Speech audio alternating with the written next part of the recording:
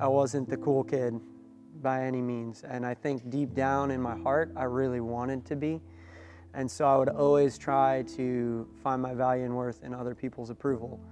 You get to middle school, high school, start liking girls. I started finding my value and worth in other people and was always trying to fit in. I just kind of lived my life and added Jesus to it, which doesn't work very well. It's not cool to love Jesus, and it's not cool to do the right thing and to not party. I got to a point though where I was out with friends. We were going to a party and something in my heart was just like, you can't do this anymore.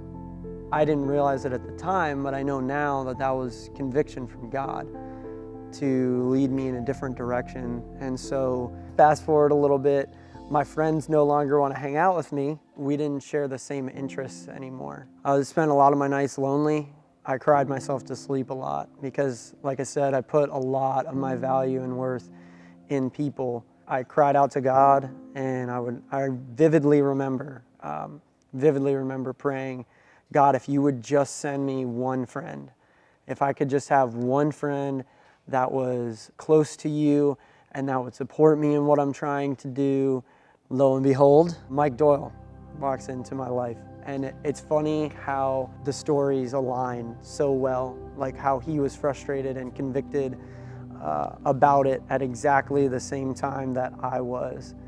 That summer, Mike and I just pursued God with reckless abandon. We wanted to know God and pursue Him and not do those kind of things anymore. But after that summer, it happens in high school, you find someone that you like. Man, my mindset was totally awesome. It was great. It was like, God's my value and worth. Like, I'm not gonna put my value and worth in her at all. Yeah, no. I decided, man, this girl's amazing. Like, oh, she doesn't really believe in God that much. God knows that I love Him. I mean, come on. I can lead her to Christ. It's gonna be okay. I put all my value and worth in this person, and then it was just stripped. I got back to that place of just loneliness and brokenness. I started to suffer really bad from anxiety attacks, wondering, what do I want to do with my life? Do I want to even keep going? Do I want to live this life? From there, I end up finding a girl that I like. This has to be good, it has to be godly, I have to do this the right way. I just forgot about all that and did the exact same thing that I did before. Fast forward, my girlfriend breaks up with me. That really changed the tides though, because instead of running to other things or another girl, I ran to Christ. But every day I drove a lot, put in an earbud, and what am I doing? I'm listening to Craig Groeschel sermons, I'm listening to all the good music on my iPod, I'm just filling myself. We pulled over, the sun was just going down, and I'm watching this beautiful sunset, and God just opens the floodgates. All the pain, all the loneliness, the value issues, everything, He's there. And that He's been there for all of it. He knows what pain's like. He's completely 100% here for me.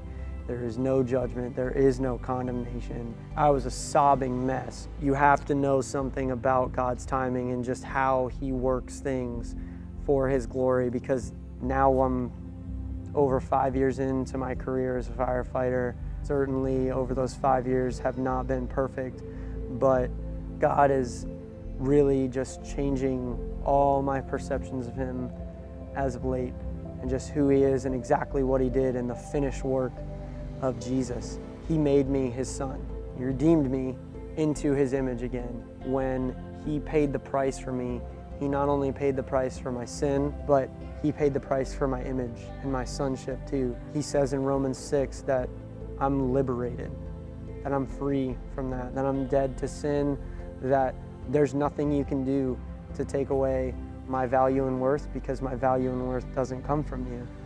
You don't see the kid that put his value and worth in everyone and cared what people thought. You don't see the kid that was afraid to be alone and was filled with anxiety and depression and wondering if he wanted to be here. You don't see that, because I'm free from that. And everyone else can be free too. My name is Joshua Jacobs. and my backstory would still be my story if not for Jesus Christ in my life.